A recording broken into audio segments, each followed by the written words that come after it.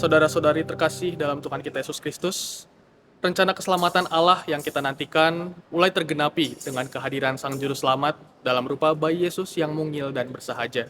Saya yakin bagi kita semua, orang-orang yang sudah dewasa, kehadiran seorang bayi membawa sukacita tersendiri di dalam hidup keseharian kita. Tingkah gemas dan lucu dari seorang bayi tentu membawa warna tersendiri di tengah kerasnya hidup di dunia. Namun, apakah terlalu berlebihan jika kita menaruh harapan yang luar biasa besar kepada seorang bayi yang baru saja lahir untuk menjadi seorang penyelamat seluruh umat manusia? Bagi kita orang dewasa yang sudah melalui asam garam kehidupan di dunia, kita tahu betapa tidak mudahnya untuk menjadi harapan bagi semua orang. Betapa sukarnya untuk hidup dengan memiliki ekspektasi-ekspektasi tertentu yang diberikan kepada kita dalam menjalani hidup di dunia. Tidaklah demikian terhadap bayi Yesus. Melalui kelahirannya, kita semua menyadari bahwa Ia yang baru saja lahir ke dunia merupakan diri Allah sendiri. Apabila menggunakan kacamata kita sebagai manusia biasa, bayi Yesus hanyalah bayi yang baru lahir dan lemah.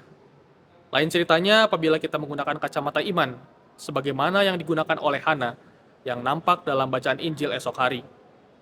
Hana melihat bahwa Allah telah menggenapi janjinya dan keselamatan yang ditawarkan sudah nampak jelas di depan mata dalam rupa bayi Yesus. Dengan melihat bayi Yesus, Hana dimampukan untuk bersyukur, mewartakan dan menuntaskan semua tugasnya sebagai seorang pengabdi di bait Allah. Iman tidaklah didasarkan pada rasionalitas belaka. Iman hanya dapat didasari pada pengharapan dan juga kepercayaan kepada Allah yang sedemikian besar mencintai kita, manusia. Allah hadir ke dunia seperti fajar yang merekah di pagi hari dan menawarkan hari yang cerah berseri. Mari kita melihat dinamika yang terjadi di dalam hidup kita sendiri.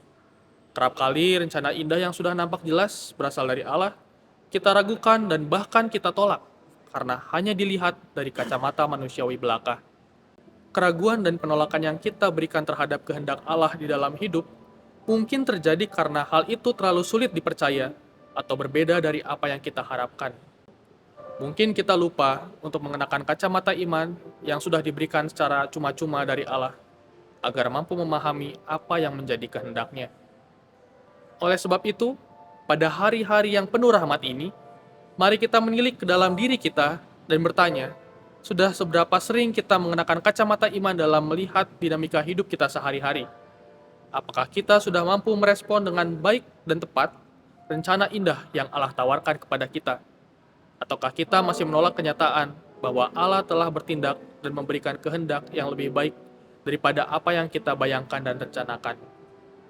Kiranya peristiwa kehadiran Allah ke dalam dunia dalam rupa bayi Yesus menyanggup kita untuk menyadari bahwa Allah bertindak melalui hal-hal yang biasa dan kecil. Melalui hal-hal itulah datang rencana Allah yang memberikan berkat luar biasa di dalam hidup kita sehari-hari. Tuhan Yesus memberkati.